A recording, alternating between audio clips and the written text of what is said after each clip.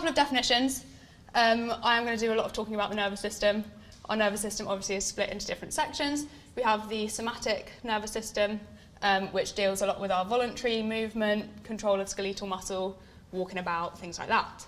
Then the autonomic nervous system, which is in charge of all of our involuntary movements, things like heart rate, respiratory rate, all of those functions that we don't have to think about because our autonomic nervous system is dealing with them for us. That in itself is then divided into, has anyone heard of like rest and digest versus fight or flight? Yeah. So fight or flight being your sympathetic nervous system, that deals with any of your stressful situations, your body's response to stress, and then the parasympathetic nervous system, which is your rest and digest, things like eating, sleeping, peeing, is all organised by your parasympathetic nervous system. Then, in terms of neurons themselves, you have different fibres in every single nerve in your body. Some of those fibres will be afferent, and the afferent fibres will be the ones that are taking information about a stimulus back to your central nervous system to be organised, thought about, establish the response, blah, blah, blah. The efferent fibres of those nerves will carry that information and your decision, essentially, about it, back to an effector organ, so the efferent and the effector organ, and then, obviously, your body will have the response. So, very, very basic anatomy of the bladder. So your actual bladder itself, you have 3 layers of a muscle called your detrusor muscle, which make up the walls of your bladder. And in there, you will also have 3 different types of receptors. I did say this was going to be content heavy. So you have your beta adrenergic receptors are in your detrusor muscle, you have stretch receptor in your detrusor muscle, and you also have muscarinic receptors in your detrusor muscle. Then, if you go a little bit further along, sort of here, you have your internal urethral sphincter, which is again made of smooth muscle, so it's a muscle that you're not actively thinking about. And then just beyond that, further down your urethra, you will have a skeletal muscle, which is your external urethral sphincter. When we're talking about the bladder, there are 3 main nerves that are involved in innervation. So you have your hypogastric nerve, which is this one up on the left, then your pelvic nerve in the middle, and your pudendal nerve on the right. I will talk about each of these nerves individually in a minute, so don't panic if you think I'm skimming over them. So, autonomic innervation, so this is the bit that you're not thinking about, and specifically your sympathetic, or your fight or flight, nervous system. Okay, everyone in the same place? Yep, perfect. So, your lumbar splanchnic nerves will exit your spinal cord at the level of L1 to L4 in dogs, and L2 to L5 in cats, cats being cats. They will exit your spinal cord and they will come towards this big line here. Everyone can see this line? Which is your sympathetic trunk, sits just outside of your vertebrae. And then the lumbar splanchnic nerves, either they decide, they can synapse within that sympathetic trunk, or they can synapse further along towards the effector organ. So when we're talking specifically about the bladder, this picture is from a human book. I apologise, there is a human eye at the top. And this here says inferior. When we're talking about our small animal patients, we use the word caudal, so it's the caudal mesenteric ganglion. That is where our lumbar splanchnic nerves will synapse, and then beyond we have the hypogastric nerve, which is the first one of those nerves that I was talking about. So, the postganglionic fibres of the hypogastric nerve mainly provide efferent or effector information to the detrusor muscle of the bladder and also the smooth muscle of the internal sphincter. So, sympathetic, you're not thinking about it, it's all smooth muscle. The parasympathetic nervous system generally has a role in voiding of urine. So you're in a nice safe space, parasympathetic nervous system, rest and digest, everything's happy, we want to be emptying our bladder. There are both afferent and efferent, so some of the sensory information from your bladder also goes through your parasympathetic nervous system. The pelvic nerve exits the spinal cord between S2 to S3 in dogs and, surprisingly, S1 to S3 in cats.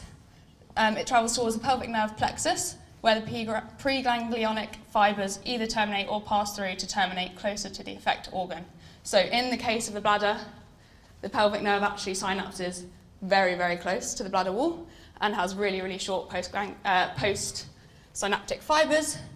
And the pelvic nerve mainly deals with innervating the detrusor muscle itself rather than the internal sphincter. Then, somatic innervation, which somatic nervous system, the bit that we can think about, the bit that we have active control over. So there is both afferent and efferent control again via the pudendal nerve, which exits the spinal cord at the level of S1 to S3 in both species this time. Yay! And this will innervate the skeletal muscle, specifically of the external urethral sphincter. So, like myself up here this afternoon, I kind of need a wee. My pudendal nerve's going crazy right now because it's trying so hard to squeeze my external sphincter so that I don't do a wee in front of everyone. Okay, does everyone think they have a loose understanding of that? Yeah? Anyone want me to go over anything else? No? Perfect.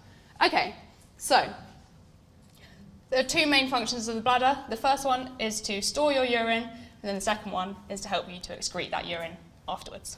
Same with our patients. So, your bladder will begin to fill with urine, because I'm not talking about kidneys. Kidneys are doing production of urine, it's coming in, here we are. So, the bladder will begin to fill with urine, then the stretch receptors in the bladder wall, in the detrusor muscle, will send that signal via the pelvic nerve up to your central nervous system. It fires up to your brain, contacts your midbrain, you have no idea about it, it comes back down. Then, from the hypogastric nerve, sympathetic nervous system, we don't want to be peeing because we've just got a small bit of urine, it's not necessary. So, the hypogastric nerve, which is this very, very, very top lumbar-spinal cord sympathetic output via the hypogastric nerve, has three main functions. The first one is to inhibit contraction of the bladder. So the hypogastric nerve does not actually cause contraction of the bladder, but it has a role in inhibiting other nerves from contracting the bladder. Secondly, you will have an excitation of your internal sphincter. Again, you don't know about this one, but it will happen, it will contract, and then you will have the interaction with the beta adrenergic receptors in the muscle wall to allow that to continue to stretch, continue to relax as your bladder fills with urine. Also, when this information pings up to your brain, comes back down, you have no idea about it, there will be an element of information through the pudendal nerve, which will cause a small amount of contraction of that external sphincter. You don't know about it, but it's all happening at the same time. Understanding? Perfect. The next bit, we now have too much urine, and when we have too much urine, we want to get rid of it. Because we've all been in a situation where you've got so much urine, your stomach starts to really hurt, it all feels a bit tense, it's horrible, get rid of it. So, at this point, your bladder becomes over-distended with urine. You still have those stretch receptors, which are trying to send information to say, my bladder is getting large. You also will have some information from nociceptors or pain receptors within your bladder, which is sending that information up via the hypogastric nerve, because it's a little bit stressful in terms of nerves, up to your central nervous system. It will ping up to your brain. Now this time, we have this fun little extra bit up here, which basically, the information will ping up to your midbrain, and then that information will travel into your forebrain. This is when you will realise that you might need to pee, because this bit of forebrain is where your conscious thought comes into play. So, when that information is in your forebrain, your brain does a great thing where it goes, oh, well, is it safe for me to pee right now? Am I at home? Are there loads of people around? Am I going to be attacked by a predator if I start peeing right now? So that whole process goes on. If your brain deems it safe for you to urinate at this point in time, then all of this information will get accumulated in the pontine micturition centre, which is in your midbrain. Then you will get an inhibition of your storage reflexes, which is essentially an inhibition of that flow graph at the top. So it stops all of that from occurring. You will get a relaxation of your internal sphincter from your hypogastric nerve. And then you will get a relaxation of your external sphincter via the conscious pathway of your pudendal nerve. And then your pelvic nerve will start the contraction of your bladder. So you have a contracting bladder with open sphincters, and you can urinate. Hooray! Just as a fun addition, once your bladder does start to contract, there is actually a sort of negative feedback loop where the contraction of your bladder will inhibit the hypogastric nerve. So it will inhibit that whole trying to relax your detrusor muscles so that the contraction can continue until you have finished your urination. Okay. Does everyone think they understand the neurological aspect of this? Yeah? At least a little bit better than you did at the beginning. I'm not expecting perfection. Okay. So what happens when it goes wrong? Obviously, I am a neurological nurse. If we didn't have neurological patients, I wouldn't have a job. We all know, particularly Dachshunds, particularly French Bulldogs, they have a habit of spinal disease, shall we say. So, this is a very, very loose term, but has everyone ever heard of patients being described as having a T3L3 lesion or an L4S1 lesion? Yep. So, T3L3 lesions affect mainly your central nervous system because they're in that sort of mid portion of the back where you don't have any nerves explicitly going to any limbs or anything like that, so it's just the middle portion of the spinal cord. These upper motor neurons, which are the central nervous system neurons, have mainly an inhibitory effect on any of the nerves that affect the limbs sort of more caudally. So in this case, in a T3L3 lesion, you will have specific damage or impairment of your hypogastric nerve, which comes out within the T3L3 region, and then you will also have an impairment on the inhibition of the nerves further down. So what happens is your pelvic nerve and your pudendal nerve, so the pelvic nerve acting to try to contract your bladder, and the pudendal nerve acting to try to contract your external sphincter, they will have no inhibition. It's like your parents going out and you go wild. So your pelvic nerve and your pudendal nerve basically go into overdrive and they squeeze everything really tight. So you have an external sphincter that's so tight, and you have detrusor muscle which basically ends up either contracting or just being very, very, very tense. So with these patients specifically, quite often we will see them present, they'll have either quite a large or sometimes quite small, but a really tense bladder. You'll be able to feel it, it feels rock hard. Sometimes people panic thinking, oh my gosh, they're blocked, oh my gosh, it's crazy, it's an emergency. Basically, you've got a bladder that's full of urine, and even though your detrusor muscle is contracting or tense or anything, trying to push that urine out, your external sphincter is like, no, not happening. So, these patients, even with spinal disease, even if they're paraplegic in their lower limbs, they will quite often be quite hard to express urine from their bladder because you're basically trying to push against that external sphincter every time you try to express. These patients are also the ones who are at risk sometimes of bladder rupture because the urine will just keep building up and building up and building up, and sort of the best that you're ever going to get these guys to urinate on their own is like a little spurt. It just sort of like spurts out and they never empty their bladder completely. So they are the danger zone, as it were, in terms of bladder rupture. So then, the L4S1 lesions. These are the lesions that are slightly lower down in the back. Our hypogastric nerve, which has come out L1, L3, not really affected. Our pelvic and our pudendal nerves, which were the ones that were just causing the increased tone, these are now the ones who are really struggling.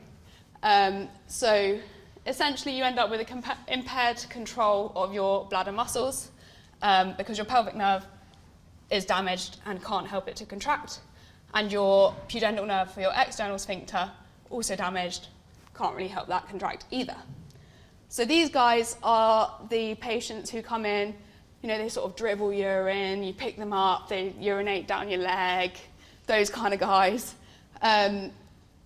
they are usually the ones who present with either a very small, very sort of easily, easily expressible, small, soft bladders. So these guys are less at risk of bladder rupture because their bladder is not in that sort of hypertonic, really, really tense state, but they can cause their own quite challenging nursing complications because these are the guys who will end up soiled with urine. They'll end up urinating at all times of day in all places, especially any sort of situation where there is a change in abdominal pressure, so it is likely to be when you pick them up or when they try to ambulate, those sorts of things. So, we get to the fun bit.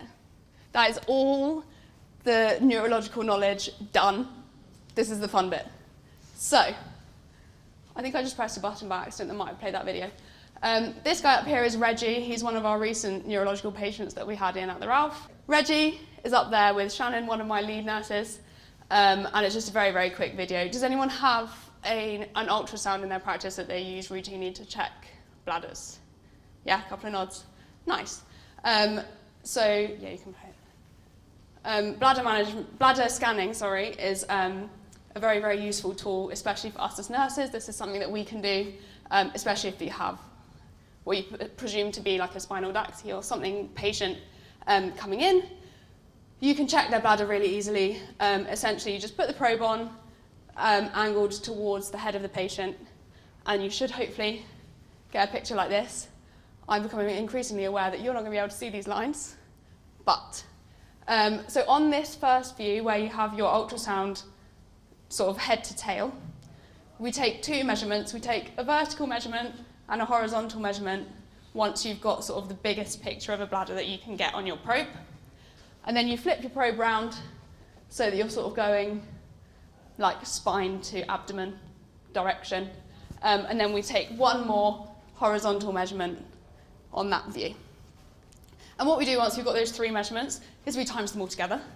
And then we divide that measurement by the weight of the patient, and then we can get a sort of rough estimate for the volume that's in that patient's bladder. This is obviously important because you might have a patient who hasn't been seen to urinate for 2 days in a row, something like that, and you can then come out with an objective measure of actually his bladder is still quite small, his bladder is large, we should be intervening, we shouldn't. Or you might have a patient who has recently urinated, but then you look at this and you say, well, actually, there's still so much urine in here, they're not emptying their bladder for themselves. Again, we need to intervene.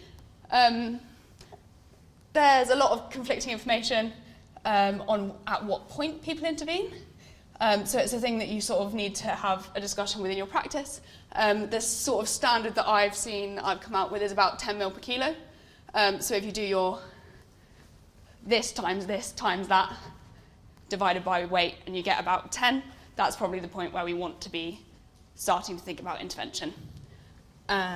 So, anyone know any types of intervention for bladders that we use? Don't be shy. Anyone? Catheters. Yeah, catheters. There's another one that I'm going to talk about. Expression. Stunning. Okay. So I've got my three sort of main ones that we use in neuro. There are obviously other forms of bladder management. I think medicine use some different ones sometimes. Or soft tissue will use like a cystostomy tube or something like that. But these are the three main ones that I'll talk about because they're the ones that we use. So, bladder expression is a skill, it's an art form. Essentially, in terms of when we're having conversations with carers, bladder expression is probably one of the most common forms of bladder management that we would send patients home with. So we will do training with carers to get them comfortable with bladder expression at home. It's a very minimally invasive, quite low cost, fairly easy if you know what you're doing, skill that we can send carers home with. We can empower them to have their patients with them, their pets with them at home in a nicer environment, and they can just keep on top of the bladder like this.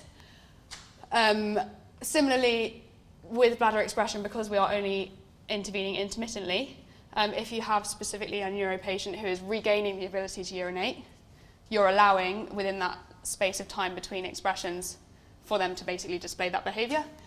So it's quite easy to manage, or to notice, improvement in our neurological patients because we're not intervening at a level that we're basically stopping that natural behaviour.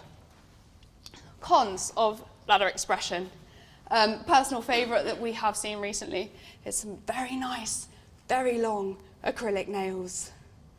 Acrylic nails do not deal well with bladder expression, especially if you have a carer who's not particularly confident, and sometimes with hand position and things like that, bladder expression can actually be really quite painful, especially if you're only intervening at a time when the bladder is really full. Again, we've all been in a situation where our bladder is quite full. We know that it's a bit sore, it gets a bit tense. If all of a sudden you're getting some quite significant pressure, that can be quite painful. Also, uncooperative patients. I like to think that all of our patients are lovely, but every now and then you get a patient who actually, do you know what, the concept of somebody squeezing their belly, they're not a fan, they don't like it. So that can make bladder expression in those patients particularly challenging. Also, if you have a patient who anticipates pain, sometimes you can go to express and they'll be turning around, causing a bit of a kerfuffle. So they're all potential cons. Similarly, especially with those uppermost neurone bladders, the ones that were really, really tense, really tight, there is a risk if you're then adding pressure to that there is a risk of bladder rupture. It's quite a significant risk. It's one we have to be aware of. It's one we have to make carers aware of. And then, just untrained people, it can be quite challenging to express bladders. So we personally will get carers in at least sort of 2 days in a row, 2-3 days in a row, just to do some bladder expression training before we send these patients home, just so that we're happy that carers are competent and that they're not, hopefully, going to have particularly any issues. Okay, intermittent catheterization. So you put a catheter in, you empty the bladder, you take the catheter back out. And then in 6 hours' time, you put the catheter back in, empty the bladder, take the catheter out. This will obviously have pros, especially if you have neurological patients who perhaps can't use their back legs, aren't really aware that they can't use their back legs, like to keep trying to run around. If you have an indwelling catheter, for example, and you have those lines coming out of the patient, then quite often they can get tangled. So intermittent catheterization is a good option in those cases.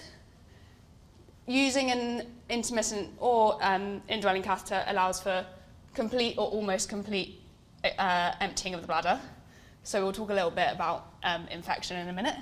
But in terms of risk of UTIs, then being able to completely empty the bladder is always going to be a positive.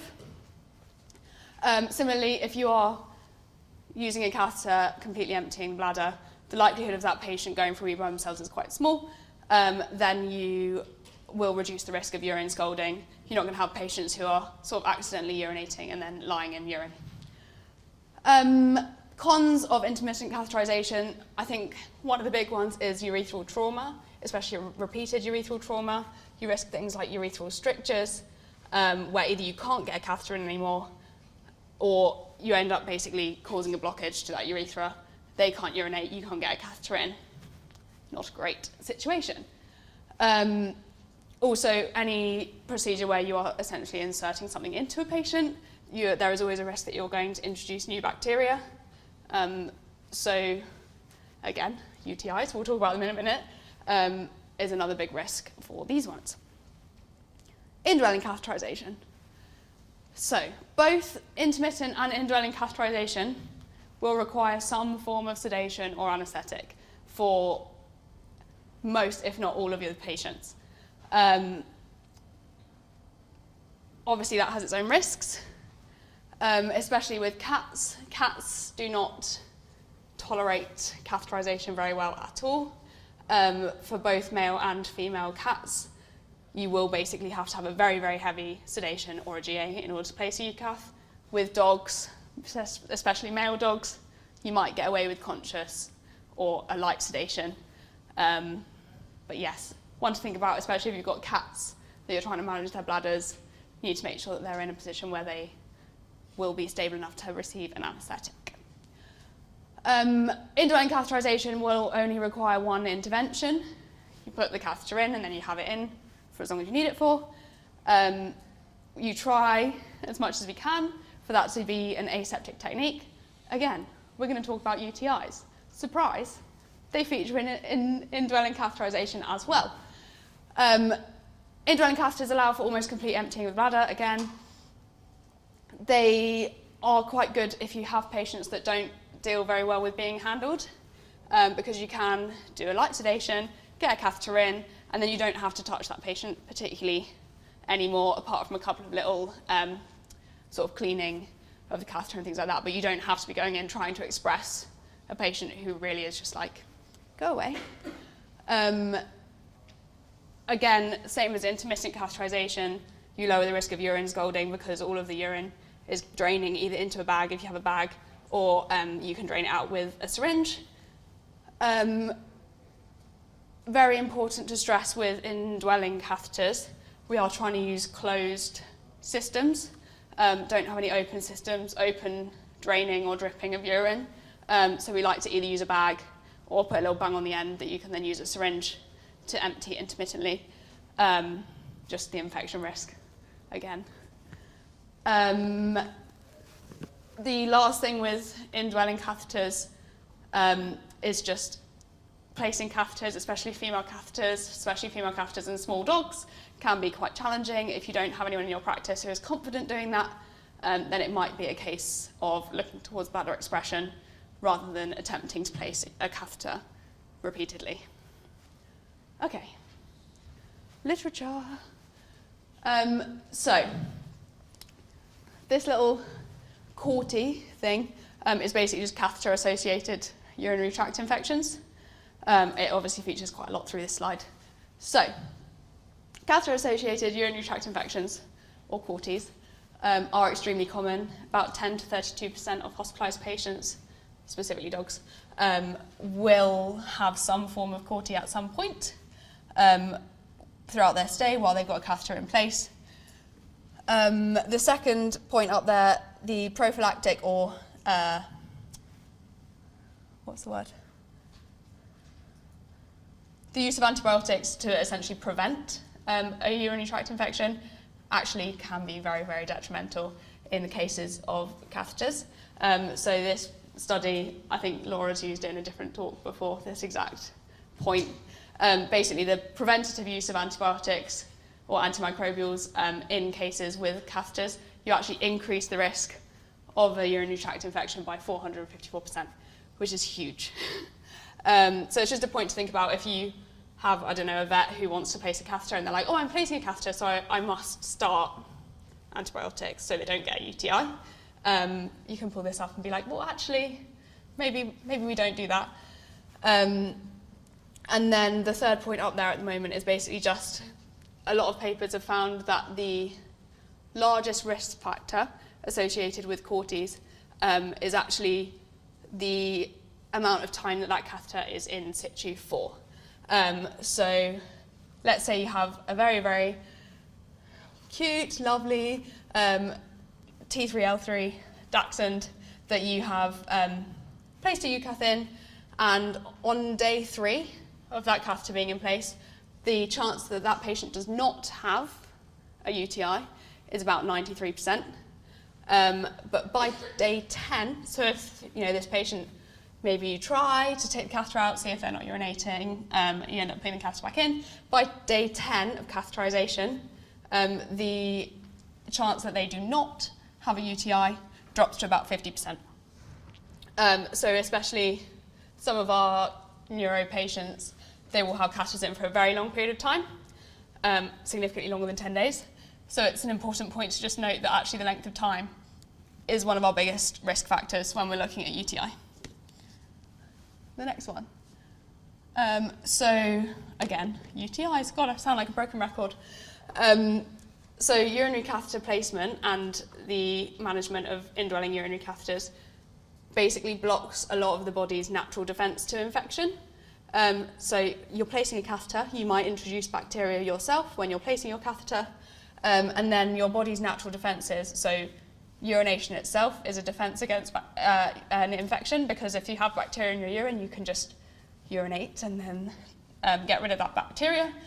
Similarly, a lot of your anatomical structures, so the sphincters themselves, all of the sort of lining of your bladder, mucosal defense barriers, when you're placing a UCath, you're essentially bypassing all of those. You're bypassing the sphincters. You're saying, here, bacteria, come into this lovely, warm, wet environment, and I'm going to keep you there. So, yeah, you're basically limiting your body's ability to prevent an infection itself. The one in the middle, this study, I think it was quite a recent study, found that 80% of any microbial isolates that were found in urine testing were multi-drug resistant. So 80% of the bugs that were being found were resistant to 3 or more antimicrobials. So I'm sure we've all been in a situation where you know that a patient's got a UTI, you start them on antibiotics, doesn't really do anything, then you start them on another antibiotic, they've still got a UTI, and you start them on another one. So actually, yeah, 80% of urinary tract infection isolates that have been found are multi-drug resistant. The one on the side, bladder management in cats is most often via expression, just because catheterization is really difficult. The actual process is difficult, they require a GA, and then cats don't really deal particularly well with having a catheter. They get very stressed when they have the lines near their legs. You can try the sort of like taping the catheter to the tail method. They just don't like it. They'll try anything to get that bit of tape off their tail, I tell you now. So quite often we will lean more towards expression in cats. This 3D scanning is quite a new thing. Obviously we all have 2D ultrasounds. So we tried to do 3D by doing those 2 separate views. But basically just that using ultrasound can be a good early indicator of urine retention. So if you have those patients who have gone out, they've done a wee, they come back in, you scan, and actually their bladder is still quite large. And then if you have that situation where you have a patient who's in that situation, then you can sort of advocate for that patient, go to your vet and be like, actually, I know he's urinated, but I can tell you that his bladder is still full. So it's just a really good tool for us to have.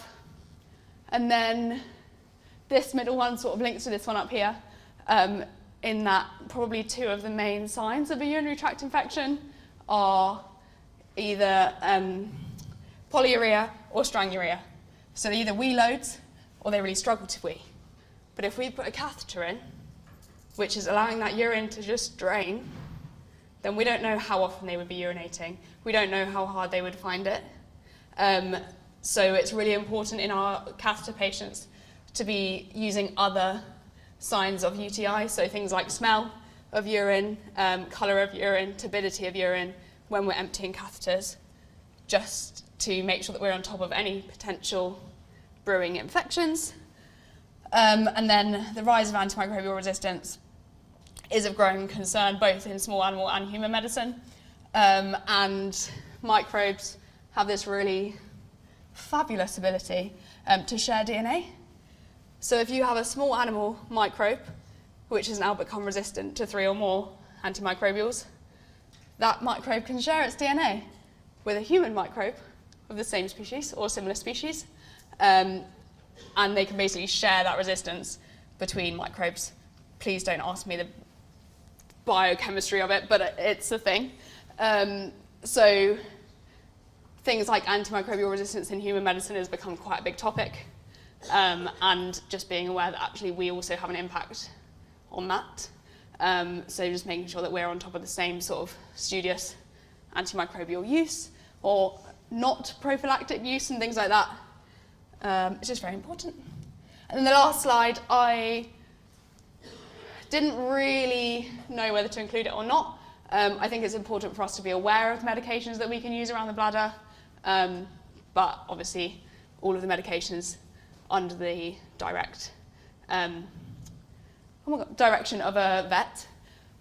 So the top 2, prazosin and propylene, they are essentially the opposites of each other.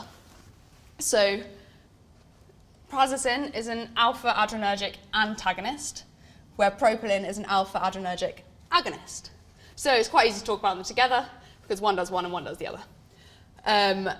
So prazosin will inhibit the postsynaptic effect on alpha-1 adrenoceptors, adrenergic receptors, which are in your internal urethral sphincter. So if prazosin is inhibiting the alpha adrenergic receptors in your internal sphincter, then it will cause that internal sphincter to relax because it inhibits the ability to contract.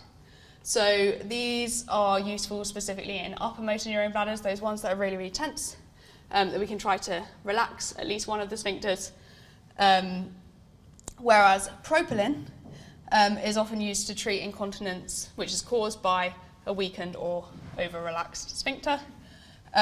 So the alpha adrenergic agonist will basically try to help to excite those alpha adrenergic receptors to help to contract that internal sphincter to try to keep any urine in as much as possible. Then the bottom two that we have are benzodiazepines and bethanyl chloride. Bethanyl chloride in neurology we don't use that much. I think it's another one that medicine use more than we do, but I just thought I'd put it in there anyway. So benzodiazepines, specifically diazepam, are a skeletal muscle reactant which works centrally, but it has an effect on both the external sphincter to help try and relax the external sphincter, and also it has been shown to decrease any sort of spasmodic contractions of the bladder. So these upper motor neurons who come and they're very, very tense, bladder's very tense, we quite often will give them diazepam to try to just relax everything, help them to get that urine out. And then bethanyl chloride is a cholinergic stimulant which acts at the muscarinic receptor in the bladder wall. And these will increase the strength of any of the bladder contractions that you have. So it will help to increase the bladder pressure and then aid release of urine basically by overriding any pressure that you have in your internal or external sphincters and helping to urinate.